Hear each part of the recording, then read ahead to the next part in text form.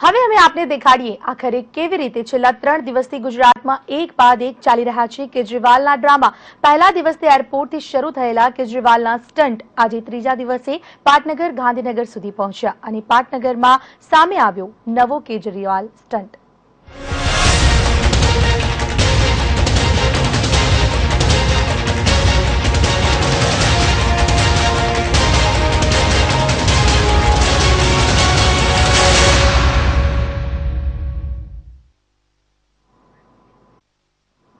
तो जे प्रमाणे केजरीवालना स्टंट कही रह्या छे परंतु तेओए जे सवालो पण उठाव्या छे आ तमाम जे अत्यारे मुद्दाओ छे तेना पर चर्चा करीशुं। अमारी साथे उपस्थित छे अत्यारे कोंग्रेस नेता जयराजसिंह परमार अने अत्यारे केजरीवाले जे यात्रा करी हती अमदावादमां तेना साक्षी बनेला अमारा संवाददाता सचिन पाटील। आ बंनेनुं स्वागत छे संदेश न्यूज़ना स्टुडियोमां।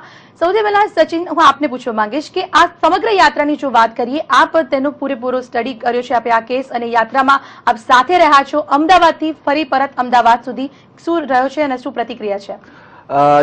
जे बात करिए ख्याति जे प्रकारनी यात्रा अरविंद केजरीवालनी हती पहला तो 8 तारीखनो समय हतो अने अचानक ज 5મી तारीखे अरविंद केजरीवाल गुजरातनी यात्राए आवी जाय छे अने ए यात्रानो जे रूट छे रूट क्यांक ने क्यांक एक सस्पेन्स बनाववामां आव्युं हतुं अने एक स्ट्रेटेजी साथे अरविंद केजरीवाल अने एमनी टीम ज्यारे गुजरातमां आवी हती एवुं स्पष्टपणे जणाई आवतुं हतुं अने जे यात्रानो रूट एमणे पकड्यो हतो ए रूटना हिसाबे ज्यारे आगळ वध्या सौथी पहेला एमणे पोतानो रूट पकड्यो सुरेन्द्रनगर तरफ अने सुरेन्द्रनगर तरफ जे मांडल जे खेडूतो छे असरग्रस्तो छे एमनी साथे वात करी गामना लोको साथे वात करी आगळ पोतानो रूट वधारीने ज्यारे राधनपुर पहोंच्या त्यारे एक प्रकारे ज्यारे कोड ऑफ कंडक्ट लागवानी वात हती त्या चूंटणीनी जाहेरात थई चूकी हती अने ए ज समय त्याना जे एसडीएम छे अने पोलीसे आवीने तेमने ज्यारे आ बाबते पूछ्युं अरविंद केजरीवाल ने त्यांथी पोलीस स्टेशने लई जवामां आव्या। आ एक आखो एक प्रकारनो घटनाक्रम जोवामां आवे। त्यारबाद खारोईनी घटना जो मोटी मोटी बात करीए तो खारोईनी जे घटना बनी जे प्रकारे एमनी गाड़ी पर अटेक करवामां आव्यो अने त्यारबाद एमनी यात्रा धीरे धीरे जे प्रकारे ज्यां ज्यां पहोंचता गया त्यां त्यां विरोध थतो गयो अने एक माहोल जे कहेवाय आम आदमी पार्टी माटे गुजरातनो जे बनाववानो माहोल हतो ए माहोल बनवानो जे प्रतिकूल जे माहोल हतो एमनी माटे એટલે કે 2 દિવસમાં ચોક્કસ જોવા જઈએ તો ગુજરાતની અંદર एकदम जे वातावरण छे तेमां पलटो आवी गयो हतो। आपणी साथे अत्यारे जयराजसिंह पण छे। जयराजजी आप शुं कहेशो जे आ पार्टीए जे अत्यारे गुजरातनी मुलाकात लीधी छे आ समग्र यात्राने आपनी शुं प्रतिक्रिया रहेशे?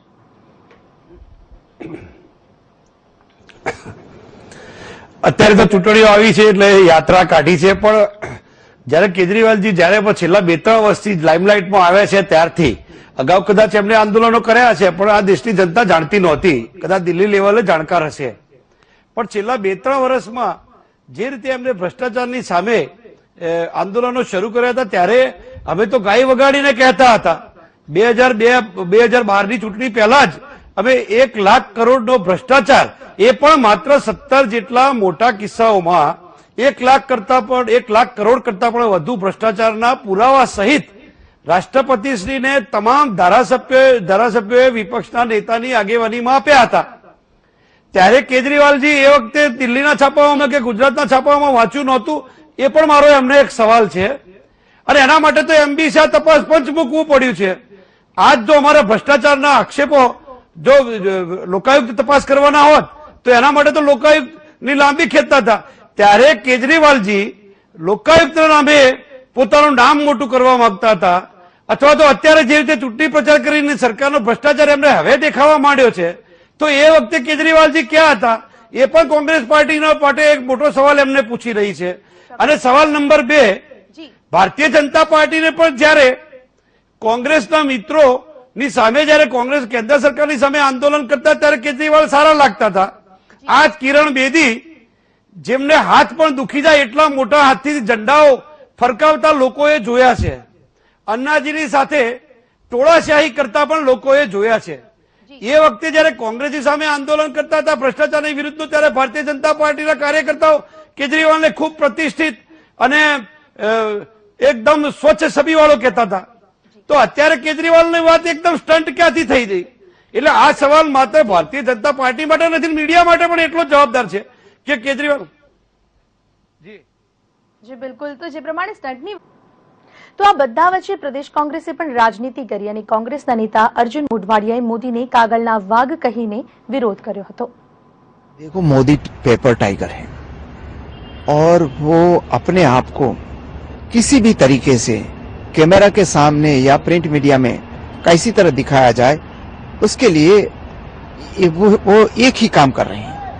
न उसके लिए आज 1 साल से गुजरात में एक दिन भी अपने सचिवालय में बैठे नहीं है।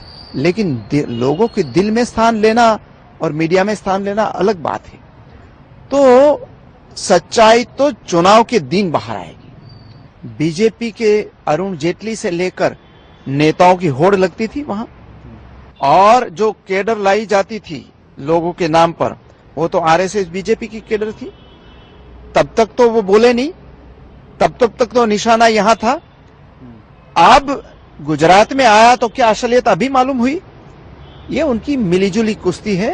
दोनों पेपर टाइगर है और दोनों मीडिया में कहलाने के लिए कुछ न कुछ ऐसी तरकीब करते रहे। તો જે પ્રમાણે આક્ષેપો પ્રતિ આક્ષેપો થઈ રહ્યા છે, અત્યારે જે રાજનીતિના રંગો બદલાઈ રહ્યા છે, આપણે ચર્ચાને આગળ વધારીએ। સચિન, જે પ્રમાણે ગુજરાતની વાત કરીએ, ગુજરાતની હાલની પરિસ્થિતિ રાજકીય ક્ષેત્રે શું ચાલી રહી છે?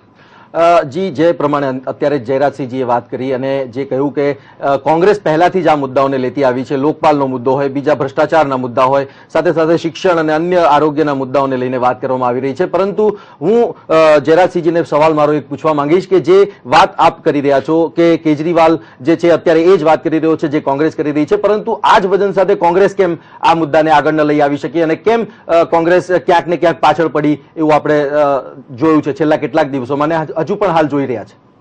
શું કહેશો જયરાજસિંહ? સચિનભાઈ કઈ જગ્યાએ પાછળ પડી એ તો જણાવો। રાષ્ટ્રપતિને આવેદન પત્ર આપ્યું હોય, આખા મુદ્દાઓ પુરાવા સહિત આપ્યા હોય, એ નાની ઇસ્યુની વાત સમજી શકાય ખરી? તમે અને એક એક પુરાવાની વાત કરીએ તો દિવસો જાય એટલા બધા ભ્રષ્ટાચાર છે। અમે જે વાત કરીએ તો માત્ર મોટા 17 જેટલા કિસ્સાઓમાં જ કે જેમાં 5,000 કે 10,000 કરોડ કરતા પણ વધુ ભ્રષ્ટાચાર થયો છે, તેવા કિસ્સાઓમાં જેમ કે કેગે સર્ટિફાઈડ 46,000 કરોડનો ભ્રષ્ટાચાર, કેગે સર્ટિફાઈડ કરેલો ભ્રષ્ટાચાર છે, એની વાત કરીએ છીએ। બાકી આજે પણ ગુજરાતના 26 ડિપાર્ટમેન્ટમાંથી માત્ર 9 વિભાગોની જ તપાસ થઈ છે, બાકીના વિભાગોની તપાસ પણ બાકી છે। અને જે 9 વિભાગોની તપાસ થઈ છે કે જે તપાસની વાત કરું છું, કેગે જે તપાસ કરી રહી છે એની વાત કરું છું, અને એમાં પણ 3,200 કરતા પણ ફાઇલો હજુ જોવાની બાકી છે। એટલે ગુજરાત સરકારની અંદર ચાલતો જે વહીવટ છે એમાં માત્ર 10 થી 20% જેટલી જ ફાઇલો સીએજીએ તપાસી છે, બાકીની તપાસવાની પણ બાકી છે। અને એમાં માત્ર મોટા 17 કિસ્સાઓની જ હું વાત કરું કે જેમાં 1 લાખ કરોડ કરતા પણ વધુ ભ્રષ્ટાચાર થયો છે, જેમાં પૂરી ફાઉન્ડેશનને આપેલી જમીન આવી જાય, આનંદીબેન જેમાં સંડોવાયા છે એ ઇન્ડિગોલ આવી જાય। જયરાજજી, આપને અટકાવવા માંગુ છું, ચર્ચાને આપણે આગળ યથાવત રાખીશું। હાલ રોકાઈશું એક બ્રેક માટે।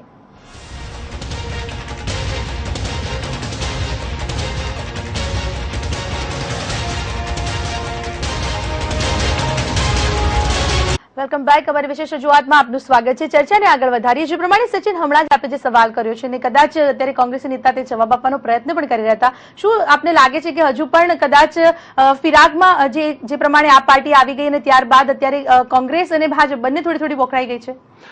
જી, જયરાજસિંહજીનું વાતને હું આગળ વધારીશ। જે પ્રમાણે જયરાજસિંહજીએ વાત કરી છે કે કોંગ્રેસે હંમેશા મુદ્દા ઉઠાવ્યા છે, પરંતુ એક વાત બીજી એ પણ છે અહીંયા ખ્યાતિ કે જે સ્ટ્રોંગલી જે મુદ્દાઓ આવવા જોઈએ, જે પ્રમાણે ઓપોઝિશનનો જે રોલ હોવો જોઈએ, રોલ અહીંયા ક્યાંક ને ક્યાંક કોંગ્રેસ બતાવવા માટે ક્યાંક ને ક્યાંક થોડી કમજોર પડી હોય એવું આપણે પાછલા દિવસોમાં પણ જોયું છે। અને જે રીતે 3 દિવસનો આ ડ્રામા છે, 3 દિવસનો આ જે ડ્રામા છે એમાં આમ આદમી પાર્ટીએ જે પોતાનો વિરોધ પ્રદર્શિત કર્યો છે છેલ્લા કેટલાય સમયથી, જ્યારે આમ આદમી પાર્ટી ગુજરાતમાં સક્રિય થઈ રહી છે ત્યારે કોઈક ને કોઈક રીતે પોતાના મુદ્દાઓને લઈને આગળ આવી રહી છે અને પોતાની જે લોકોની વચ્ચે જે પોતાની દિલમાં, લોકોના દિલમાં જે જગ્યા બનાવવી જોઈએ એ જગ્યા બનાવવામાં પણ ક્યાંક ને ક્યાંક આમ આદમી પાર્ટી જે છે સફળ થઈ છે। તો સચિન, આપણે જયરાજભાઈને જ પૂછી લઈએ। જયરાજભાઈ, આપ શું કહેશો? ચોક્કસથી આમ આદમી પાર્ટી અત્યારે કહી રહ્યા છે જે પ્રમાણે કે અત્યારે લોકોના દિલમાં જગ્યા બનાવવાની જે કોશિશ કરી રહી હતી તેમાં અત્યારે તેઓને સક્સેસ મળ્યું છે? અમારા અધ્યક્ષશ્રીએ જે નિવેદન કર્યું એ નિવેદનને હું થોડી આગળ વધારું છું કે એમને કહ્યું કે આ કાગળ પરના વાઘ છે બંને જણા। તો તમે હમણાંની સચિનભાઈ પોતે જ હાજર હતા, એ ઘટનાની વાત કરું તો 10,000 કરતા પણ વધુ લોકો એક અઠવાડિયા પહેલા ગાંધીનગરની અંદર ભેગા થયા હતા અને વિધાનસભા ઘેરવાનો જે કાર્યક્રમ હતો એ આ જ પ્રકારનો કાર્યક્રમ હતો। અહીંયા તો 1,000-2,000 લોકોથી વધુ કદાચ નહીં હોઈ શકે, એમને જ ખબર હશે કેટલા લોકો હતા એ. પણ ફક્ત ને ફક્ત મીડિયા બહુ અંજાયેલું છે કેજરીવાલથી, અને 2-4 દિવસ એવું ચાલવાનું છે. હંમેશા નવી હોટલ કરીએ, નવું દવાખાનું કરીએ કે નવી કોઈ પણ વસ્તુ કરીએ તો ડિમાન્ડ પણ હોય છે અને કોંગ્રેસના કાર્યક્રમ સિવાય બીજા પાર્ટીના કાર્યક્રમમાં પણ હોય છે. જયરાજસિંહજી, હું આપને એવું પૂછવા માંગુ છું કે મીડિયા તો કોંગ્રેસના કાર્યક્રમમાં પણ હોય છે, પણ જે અસર દેખાવી જોઈએ જે આ કાર્યક્રમમાં દેખાય છે, તમારા કાર્યક્રમ થકી કેમ નથી દેખાતી? એ અસર તમારે નક્કી ના કરવાની હોય. એ અસર તમે સવારથી એક જ ધારું કેજરીવાલનું જે બતાવી રહ્યા છો, એમાં કેજરીવાલ મુખ્યમંત્રીશ્રીનો સમય માગ્યા વગર જઈ કેવી રીતે શકાય? મને એક વાત, તમે લોકશાહીની અંદર મુખ્યમંત્રી કક્ષાનો વ્યક્તિ આજે તો એક સડક કોંગ્રેસના પણ જે ધરણા કરવામાં આવ્યા હતા તેનું પણ સતત લાઈવ કવરેજ કરવામાં આવ્યું હતું. એટલે કે એ જનતા જ નક્કી કરે છે, ના મીડિયા નક્કી કરે છે, ના હા, પણ એટલે એ 10,000 કરતા જી પણ હું એ જ કહું છું, મારી વાત પૂરી કરો ને, બરાબર સમજો. આજે પણ એ જ કહું છું કે એ 10,000 લોકો હતા, આજે પણ આજના કેજરીવાલ કરતા 10 ગણી સંખ્યા વધુ હતી. તમે અમારી ઉપર આક્ષેપ કરો છો ત્યારે જ અમારે વાત કરવી પડે છે કે કોણ શક્તિશાળી કોણ નહીં, એ મીડિયા એકલું નક્કી ના કરી શકે. તટસ્થ વાત કરવી. જયરાજસિંહજી, મારો સવાલ બીજો, જયરાજસિંહજી એક મિનિટ હું આપને રોકવા માંગીશ. મારો સવાલ બીજો એ પણ છે, તમે કહો છો કે તમે અસર નક્કી ન કરી શકો, પરંતુ કોંગ્રેસની જે પરિસ્થિતિ છેલ્લા કેટલાક દિવસોમાં દેખાઈ રહી છે, જે પ્રમાણે કોંગ્રેસના એમએલએસ અને બીજા જે મોટા જે પ્રદેશના નેતાઓ છે એ કોંગ્રેસ છોડીને ભગવાકરણ એમનું થઈ રહ્યું છે, ત્યારે આ અસર ક્યાં સુધી તમે માનો છો અને કઈ રીતે અસર આની ગણી શકો? જયરાજસિંહજી, હા બિલકુલ, મારી જોડે એની માટેનો જવાબ છે સચિનભાઈ. એ પણ બીજી વાર મીડિયા ઉપર આ જ વાત આવશે કે કાલે જ હમણાં શંકરસિંહજી વાઘેલા અને અમારા પ્રદેશ પ્રમુખ અર્જુનભાઈ મોઢવાડિયા જયારે કહ્યા હતા, તો હનુભાઈ ધોરજીયા નામનો એક મોટો માણસ કોંગ્રેસમાં જોડાયા છે, એની કોઈએ નોટ લીધી ખરી? લાલજીભાઈ દેસાઈ સાથે 10,000 કરતા પણ વધુ લોકો કે જે લોકો જુદા જુદા પ્રશ્નો માટે આ રાજ્યમાં, જેમાં માછીમારો હોય તો એમના પ્રશ્નો માટે, દરિયા કિનારાના લોકો હોય તો એમના પ્રશ્નો માટે, આદિવાસી લોકો હોય તો એમના પ્રશ્નો માટે, રણમાં વસતા લોકો હોય તો એમના પ્રશ્નો માટે, જુદા જુદા પ્રશ્નો સાથે આંદોલન કરેલા, અને એમાં પણ સરનો પણ પ્રશ્ન આવી જાય છે, બહુચરાજી પંથકના પણ લોકો હતા, ત્યારે 10,000 કરતા પણ વધુ લોકો, તમે આટલી ભીડ ભારતીય જનતા પાર્ટીમાં જોડાવા વાળા તમામ નેતાઓની હાજરીમાં ક્યારેય જોયું હોય તો તમે મને બતાવો. છતાં પણ એક જ પ્રકારની વાત ચલાવવામાં આવે છે કે ફલાણાભાઈ ભાજપમાં જોડાયા, ફલાણાભાઈ ભાજપમાં જોડાયા, તો ભાજપમાંથી કોંગ્રેસમાં આવવા વાળાની વાત તમે કેમ કરતા નથી? અટકાવવા માંગુ છું. હાલ રોકાઈશું એક નાનકડા બ્રેક માટે. Welcome back. ચર્ચાને આગળ વધારીએ. સમયનો અભાવ છે. જે પ્રમાણે સચિન, આખી જો યાત્રાની વાત કરીએ અને ગુજરાતની અંદર ખાસ કરીને આમ આદમી પાર્ટી આવી અને 2 દિવસની અંદર જે વાતાવરણમાં પલટો આવ્યો છે, ક્યાંક વિરોધ પણ થયા છે, પરંતુ જે આપે જે આખો યાત્રા દરમિયાન આપ સાક્ષી રહ્યા છો, કેવો પ્રતિભાવ મળ્યો હતો લોકો તરફથી તેઓને?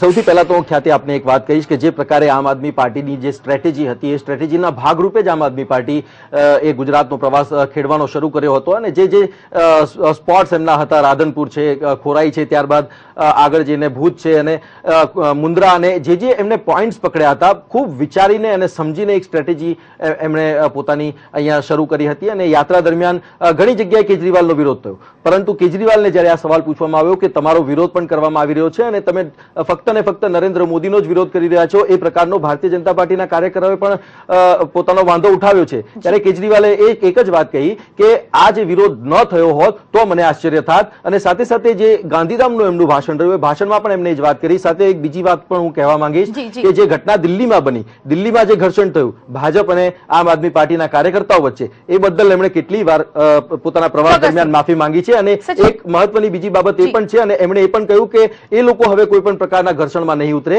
કારણ કે એ એમના જ ભાઈઓ છે અને એ એમની સાથે જોડાશે. એક વ્યવસ્થિત એક રણનીતિ સાથે અરવિંદ કેજરીવાલ આવ્યા હતા અને લોકોને કેવી રીતે પોતાના તરફ વાળવા એ પ્રકારની માસ્ટરી એમની પાસે છે. સમયનો અભાવ છે. જયરાજજી, હું આપને ટૂંકમાં પૂછવા માંગુ છું કે લોકસભાની ચૂંટણી નજીક આવી ગઈ છે, હવે આપ પાર્ટી આવીને તો અત્યારે ગુજરાતમાં પોતાનું સ્ટેન્ડ બનાવી ગઈ છે, કોંગ્રેસ શું કરશે? આપનું સ્ટેન્ડ શું રહેશે?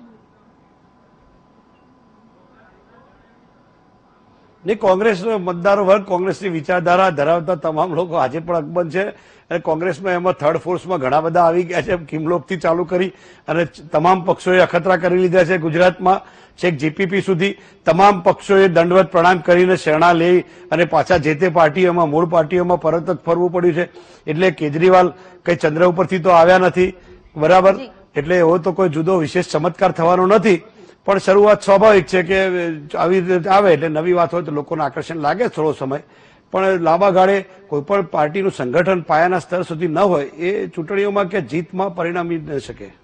પણ જયરાજસિંહજી, એક સવાલ મારો એક આપનો રહેશે કે શું કોંગ્રેસ હવે એગ્રેસિવ સ્ટેન્ડ લેશે? 2014ની ચૂંટણી હવે તારીખો જાહેર થઈ ચૂકી છે અને હવે લોકોની વચ્ચે જવાનો સમય છે, પોતાના જે કેમ્પેનિંગ છે એનો સમય છે, ત્યારે કોંગ્રેસ શું એગ્રેસિવ રહેશે, થશે?